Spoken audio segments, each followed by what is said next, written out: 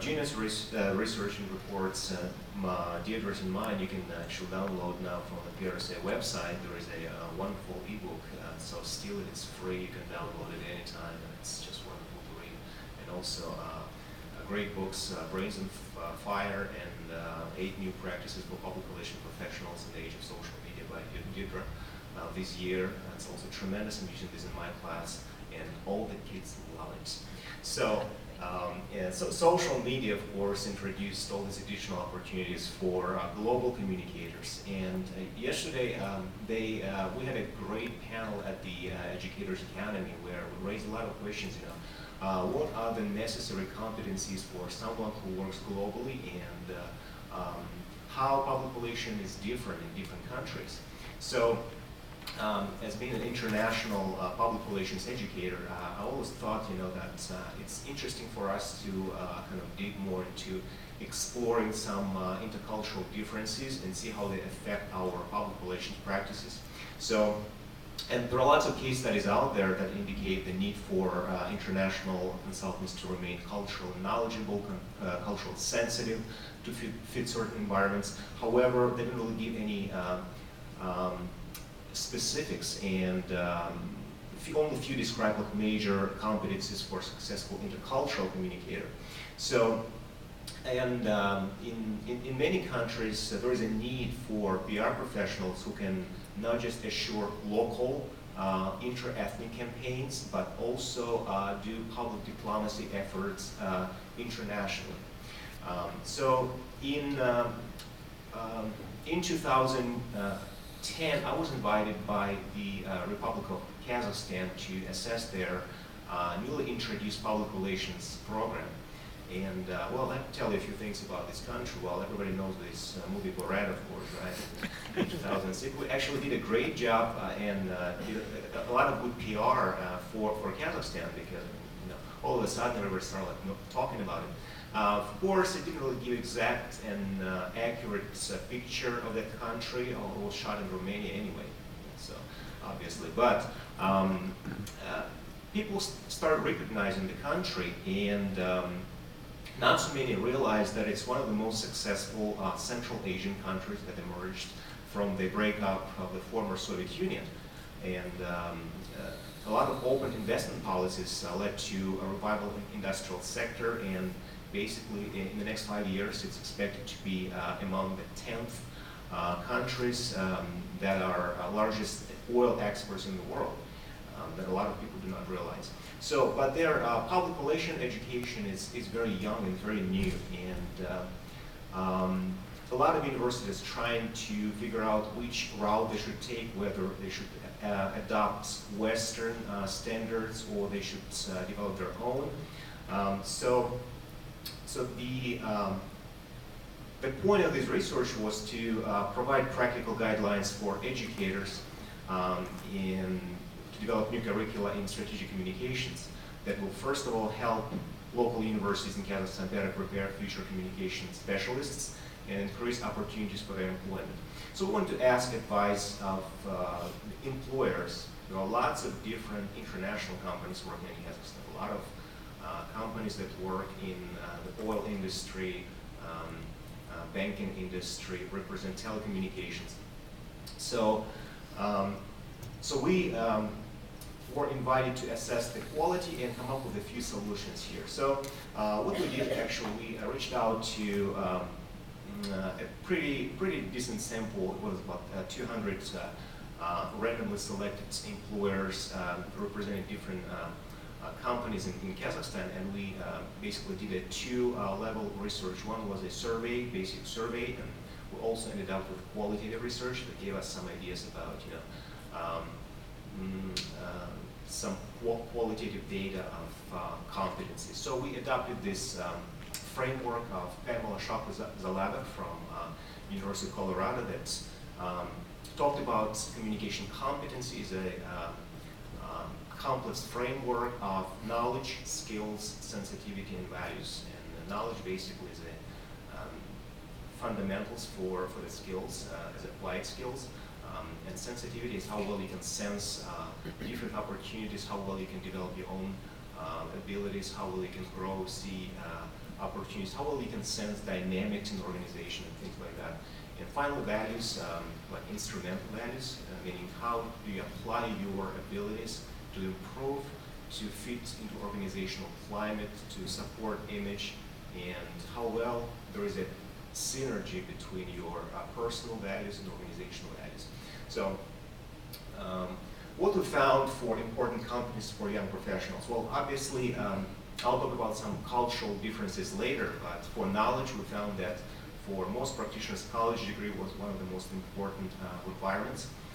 Knowledge of professional standards, language skills, and it's so interesting that their native language was not as much recognized as, let's say, English or Russian, which were two main foreign languages spoken in the country for business, and psychology. Psychology was mentioned by the majority of respondents.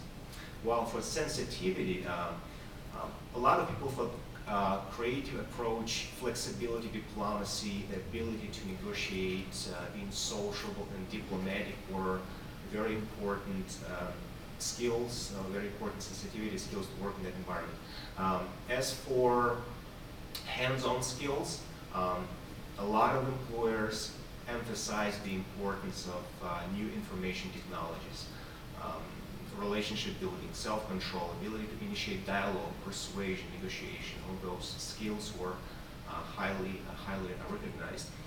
So special emphasis was put on public speaking as well as basically handling well interpersonal communication as well as electronic communication. And finally, some instrumental values of being reliable, responsible, punctual, diligent, and versatile. In other words, being able to be a jack of all trades and just come up with some solutions. So when we compare those competencies found on the survey through some in-depth interviews and qualitative research like open-ended questions, well, there were a lot of thoughts and ideas that basically came very interestingly and helped us develop some recommendations for curricula for bachelor's degree and master's degree. So, and some of them include oral and written communication skills, ability to interact effectively in interpersonal context through public speaking and as well as business communications, building quality relationships, and by quality relationship they mean taking enough time to get to know a person, and before starting business you have to develop very good personal relationships. And that's why they were very much upset with a lot of Western companies who didn't really take time to get to know the partner and start talking business right away.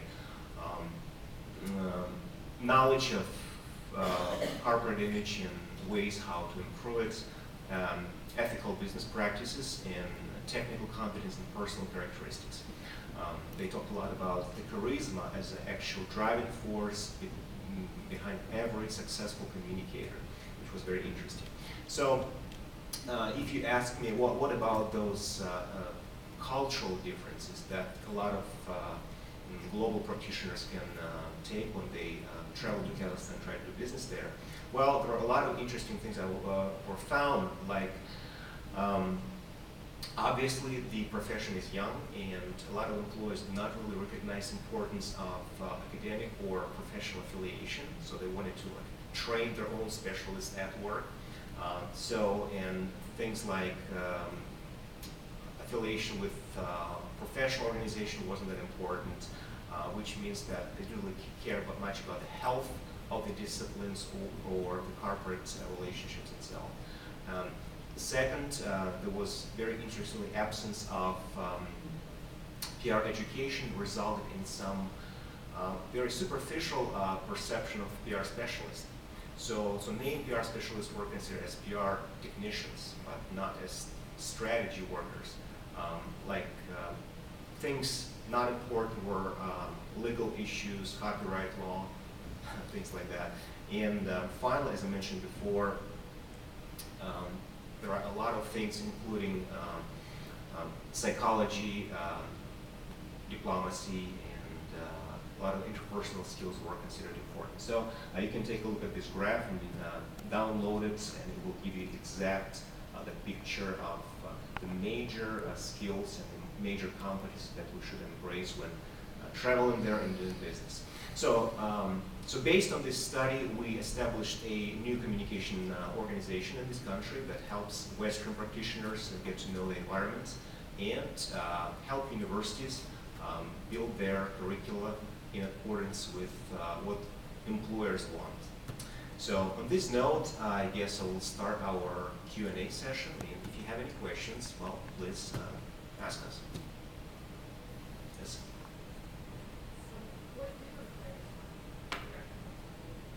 I'm sorry? What do employers want in here?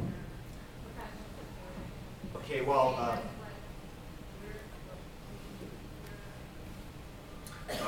obviously the most required competency was a skill, so hands-on skills were as media relations and being able to be a flexible jack of all trades, meaning being, as you said, a PR hybrid person. So going from one function to another function, and you do not necessarily have to have a degree in public relations, many of them said, but you have to be able to be a good office person. But that might be a specific to this particular country. Would you be specifically planning messages for the company, or? Those were mostly assigned to the director or the CEO of the company, not public relations person. And this is something we need to address when working in this country and establishing discipline. And that's why I think this research is important to show some ways to improve or future research and some future studies. Just to comment on that, because I feel we've all fought so hard to be recognized as strategists, you know, to be just on the technical side, pushing out news releases, or, you know, publicity is only a very small part of what we do. A lot of things that came out of the study we do naturally, and yes, we should be teaching that in terms of the flexibility, the critical thinking, our ethics, our values, being able to engage in a dialogue. What's really interesting was the IT, the fact that that is a competency that we need to understand more and feel more comfortable with, which is interesting because if you had said to me 10 years ago, or maybe to any average PR person 10 years ago, what is SEO? Or, you know, talk to me about website analytics. We would have said, oh, that's somebody else's job. Where today, just from this small study, and it would be interesting to see in the United States how this plays out, understanding how, yes, social media is about collaboration, it is about people, but technology can make us more strategic about how we apply our process, how we create our communications programs, how we collaborate, how we build relationships. So I thought that that was a really interesting piece of the puzzle. Thank you. And no, you're welcome. And that needs to be taught as a part of curriculum. So if you have a program that is teaching strategy, the first step is probably roll up your sleeves and learn about technology as well. So just a comment on the study. Do you have any comments on this? No, that's great. Yes. What you just said ties into my question, and that is, do you think that PR schools are providing the kinds of skills to practitioners that they need to thrive and in the new landscape? And if not, what's missing? Okay, I think that's a terrific question. So there are some schools that are definitely moving forward, and you know, I have to plug this because I'm now teaching it at NYU, and as a part of the PR and corporate communications graduate program, I have a class that I'm teaching social media objectives, strategies, and tactics. So that is very refreshing to see that as a part of curriculum. We need much more of this. Even before we get there, I do think there are other ways that public relations professionals need to be taught, and I hope nobody screams at me for saying this. breaking out of the silo and integrating is so important.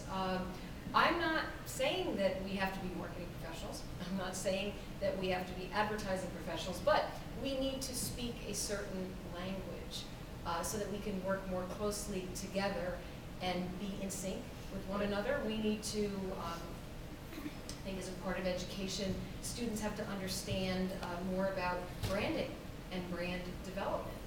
I'm not sure if that's, how much of that is in the classroom now, but that plays a very large role.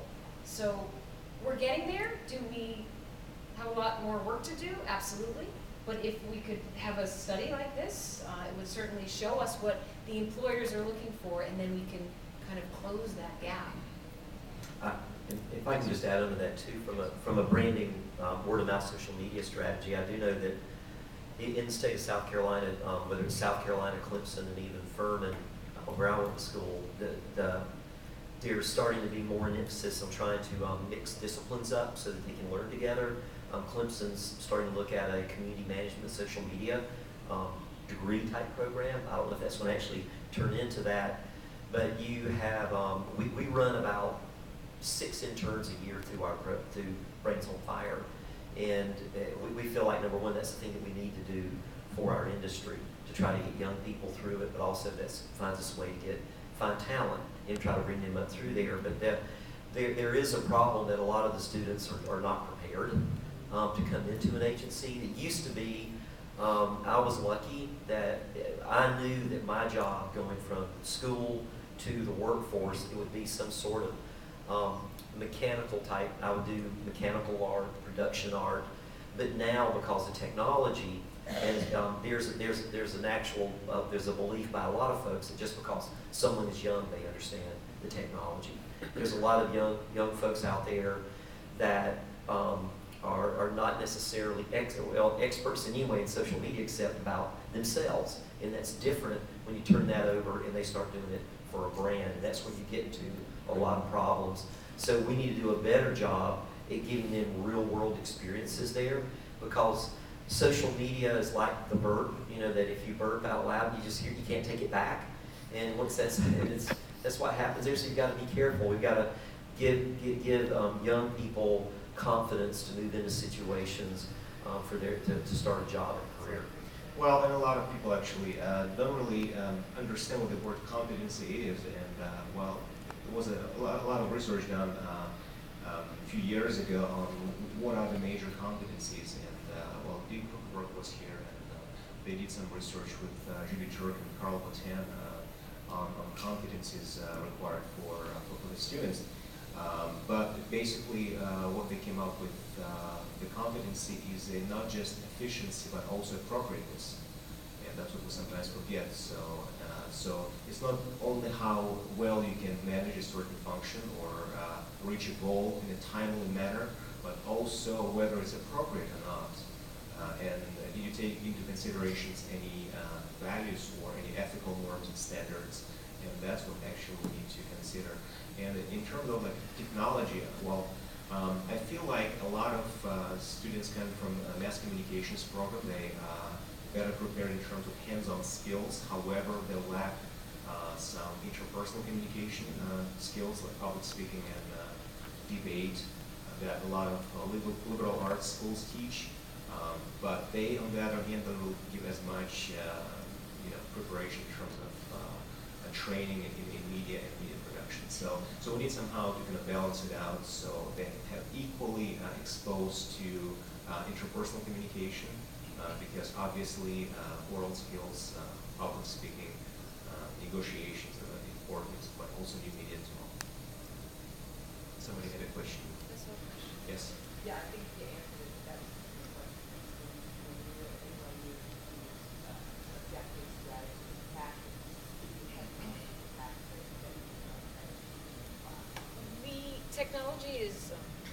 Technology is tied to, I bring the 8 practices that I mentioned into the classroom.